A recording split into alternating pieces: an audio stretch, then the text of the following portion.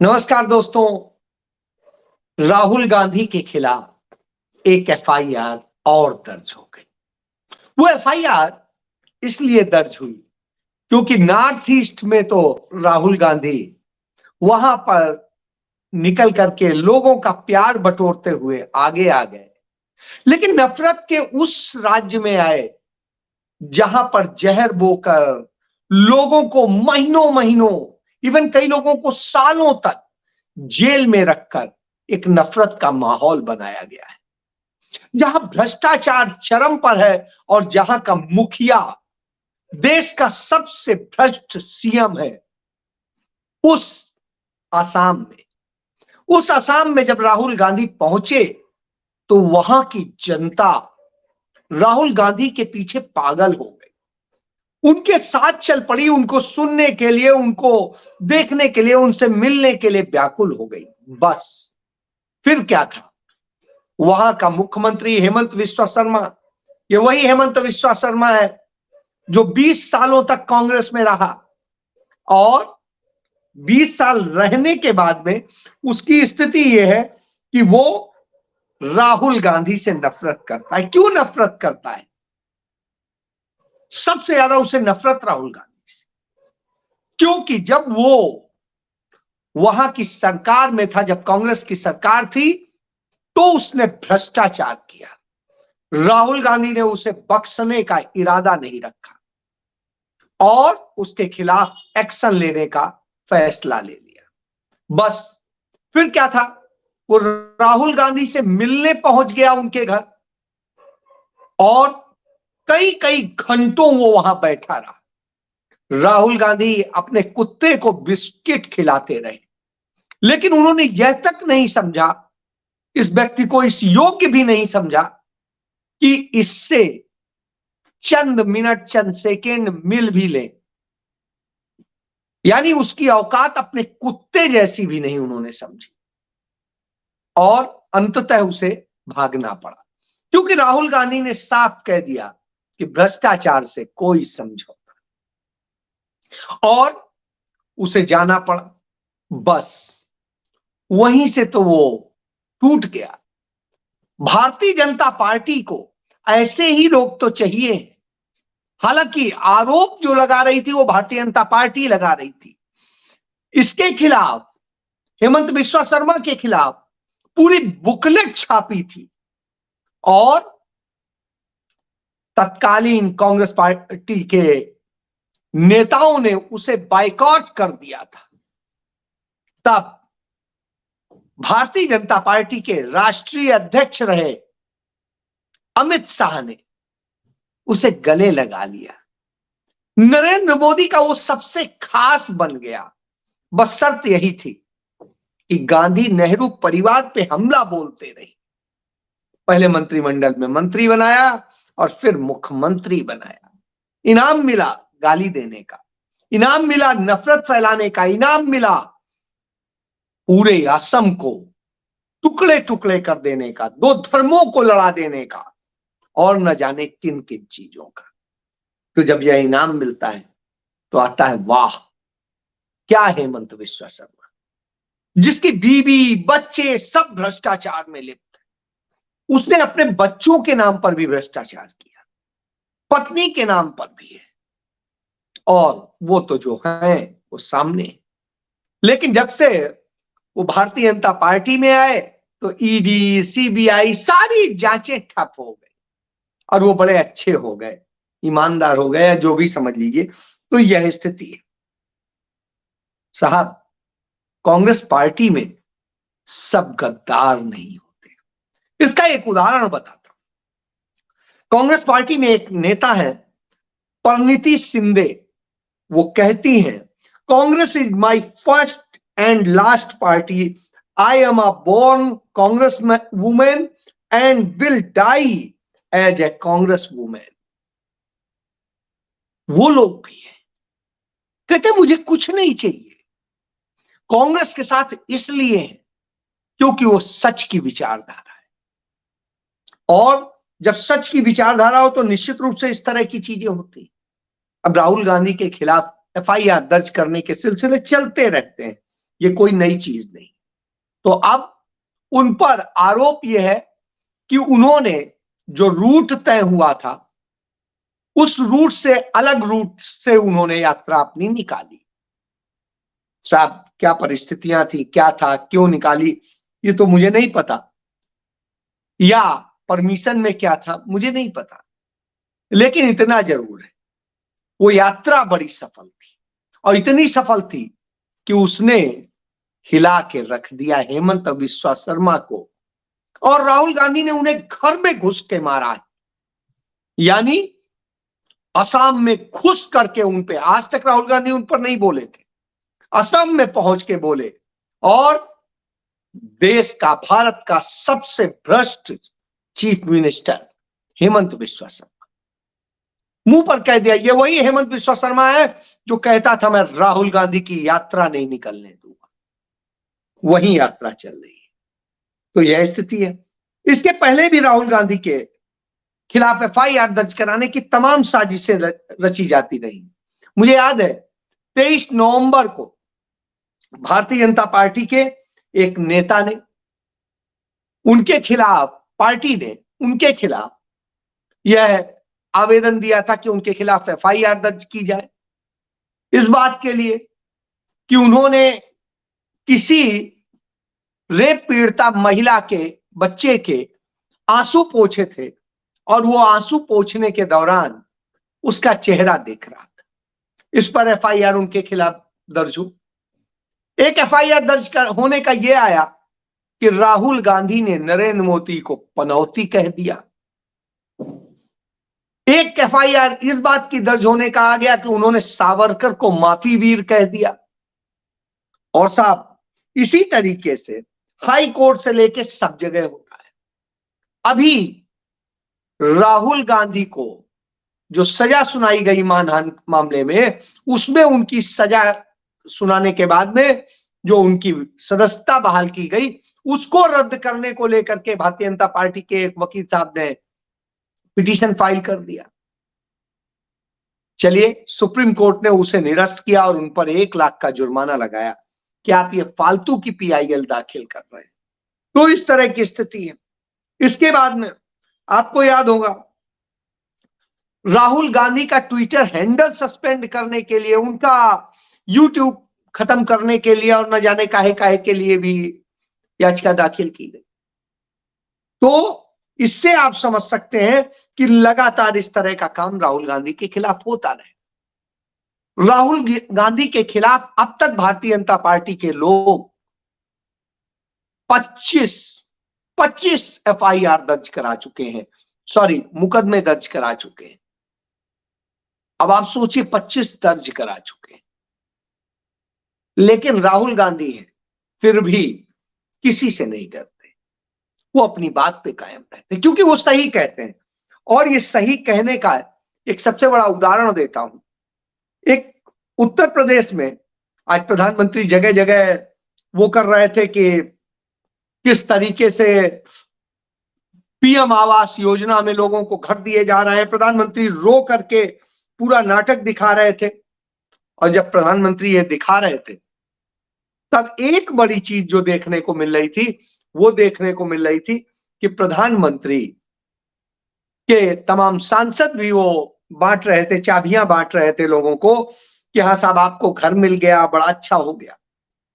और जब ये कर रहे थे तो बरेली के एक सांसद जब एक महिला को देते हैं उसकी चाबी और कहते हैं तुम्हें तो घर मिल गया, खुश होगी? तो उसने कहा हाँ खुश है। उन्होंने कहा कोई पैसे तो नहीं पड़े? तो उसने कहा पैसे पड़े हैं। तो उन्होंने कहा कितने पैसे पड़े हैं? तो उसने कहा 30,000 रुपया रिश्वत देनी पड़ी। यानी 30,000 रुपया रिश्वत देने पे पीएम आवास योजना का घर मिला है। यह इस बात की वानगी है कि यदि सबकी जांच करिएगा तो पता चलेगा बगैर रिश्वत के कुछ हो ही नहीं सकता है यहां। और जब नहीं हो सकता है तो राहुल गांधी क्या गलत कहते हैं? आज की डेट में पूरे हिंदुस्तान में राहुल गांधी ही तो इकलौते नेता हैं जो इन सब भ्रष्ट लोगों से, इन सब चोरों से नहीं डरते, और नहीं डरते, यही इनकी पीड़ा। इसलिए राहुल गांधी को कैसे खत्म किया जाए, इसके लिए पूरी साजिशें लगातार होती रहती। और ये साजिशें एक नहीं, लेकिन कांग्रेस पार्टी पूरे देश भर में लगी हुई है कि कैसे, किस तरीके से भारतीय जनता पार्टी की फांसीवादी नीतियों से, धार्मिक तुष्टीकरण की नीतियों से और इस देश को टुकड़े टुकड़े करने की नीतियों से, युवाओं के भविष्य बर्बाद करने की नीतियों से, महिलाओं के साथ बलात्कार करने की नीतियों से इस देश को निजात दिलाई जा सके। इसलिए पूरे देश में उसको लेके एक जन जागृति चल रही है। उधर तो राहुल गांधी की भारत जोड़ो न्याय यात्रा चल रही है, इधर संवाद चल रहे हैं। उत्तर प्रदेश की कांग्रेस कमेटी ने लखनऊ में एक संवाद किया था, आज एक कानपुर में संवाद किया, और बड़े सक्सेसफुल हो रहे हैं। और ये संवाद लगातार बढ़ रहे हैं। कभी दलितों के यहां संवाद हो रहा है, कभी किसी के यहां हो रहा है। इसी तरीके से हरियाणा में है, दूसरे और राज्यों में ये लगातार क्रम चल रहा है। यही सारी चीजें हैं जो नरेंद्र मोदी को डरा देती है, क्योंकि नरेंद्र मोदी तो अपनी फोटो के लिए, फोटो फ्रेम के लिए मरते हैं। हालात तो यहां तक है कि नरेंद्र मोदी ने पश्चिम बंगाल के जो खाद्य योजना के तहत है, उसमें 7,000 करोड़ रुपया जो था वो पश्चिम बंगाल को नहीं दिया और रोक दिया। क्यों? क्योंकि नरेंद्र मोदी की फोटो हर राशन दुकान पर नहीं लगी। सब हर राशन दुकान पे नरेंद्र मोदी की फोटो लगनी चाहिए, नहीं लगेगी तो साहब ये स्थिति होगी। तो इस तरह के हालात यह नरेंद्र मोदी के, जहां उत्तर प्रदेश में नरेंद्र मोदी हो, अमित शाह हो या उनके उपराष्ट्रपति हो, वो लोग जाते हैं और कहते हैं उत्तर प्रदेश तो भयमुक्त बना दिया गया है। और जब भयमुक्त की बात करते हैं तो आज ही की घटना है, नोएडा में एक कंपनी का मैनेजर वो कहीं जा रहा था, जिम का ट्रेनर था, वो जा रहा था तो साहब उसको गोलियों से सरेआम दिन दहाड़े भून कर मार डाला गया। अब आप समझिए कि किस स्थिति में पहुंच गया है और क्या हालात। एक तरफ भारतीय जनता पार्टी के लोग आपसे कहते हैं, आपके बच्चों को, कि हाँ हिंदुत्व के नाम पे लड़ो, हिंदुत्व के नाम पे ये करो, और जो पढ़ रहे अच्छी उच्च शिक्षा ले रहे लोग हैं उनसे यहां साहब भजन गाओ और ये करो और वो करो। वहीं दूसरी तरफ उनकी अपनी पार्टी के तमाम नेताओं के बच्चे तमाम फॉरेन की यूनिवर्सिटीज में पढ़ेंगे, दूसरी और चीजें करेंगे, अय्यासी की जिंदगी जिएंगे। तो यह स्थिति है। जब यह स्थिति हो, स्वाभाविक सी बात है, एक आता है कि आप कर क्या रहे हैं। धर्म का तो आप ह्रास कर ही रहे हैं, धर्म के सिद्धांतों के विपरीत लगातार व्यवहार कर रहे हैं। आप एक सुधारने के नाम पे दूसरा गलत कर देते हैं, जो धर्म की मर्यादाएं लगातार नष्ट कर रहा है। आप राम की प्रतिमा स्थापित करने की बात करते हैं, उसमें प्राण प्रतिष्ठा की बात करते हैं, और जहां आप प्राण प्रतिष्ठा की बात करते हैं, यदि आप कहते हैं राम की वहां से प्रतिमा प्रकट हुई थी तो उसकी तो प्राण प्रतिष्ठा होती नहीं। जैसे सोमनाथ में था, वहां पर प्राण प्रतिष्ठा नहीं हुई थी, वहां स्वयंभू शिव थे, क्योंकि वो तो पुरातन थे।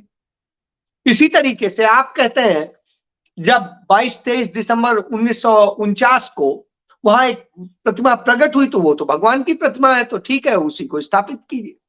लेकिन नहीं साहब, अपनी सुविधा अनुसार करेंगे और फिर ड्रामे करेंगे। तो पुरानी प्रतिमा कहां है? तो वो तो दिख नहीं रही है, वो मिल नहीं रही है।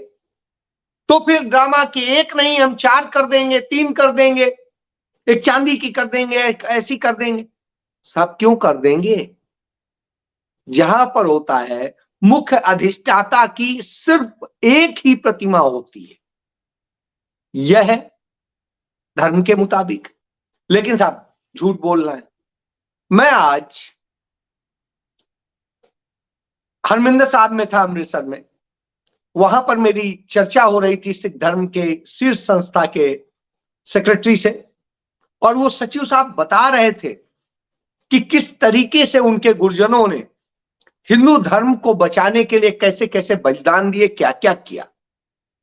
जो वो ये बता रहे थे तो कह रहे थे लेकिन आज तकलीफ होती है कि जब हमारे गुरुओं ने हिंदू धर्म, उसकी मान्यताओं, उसकी परंपराओं को बचाने के लिए इतना संघर्ष किया, तो आज एक हिंदू प्रधानमंत्री अपने शंकराचार्यों का, जो शीर्ष आपके गुरु हैं, उनका मजाक बना करके और इस तरह की स्थिति करते हैं। कि आज हमारे जत्थेदार की तरफ से कोई हुक्मनामा जारी होता है, पूरा सिख धर्म सिर झुका करके उसको स्वीकार करता है। क्या जैसा है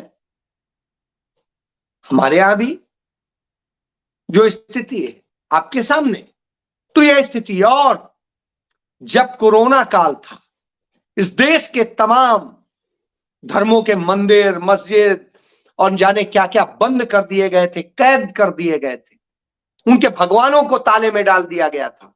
उस वक्त यह फैसला लेना था कि गुरुद्वारों में क्या करना है, तो कहा हमने यह फैसला लिया कि नहीं, जब कोई किसी के पास आसरा नहीं बचता है तो उसका आसरा कौन होता है?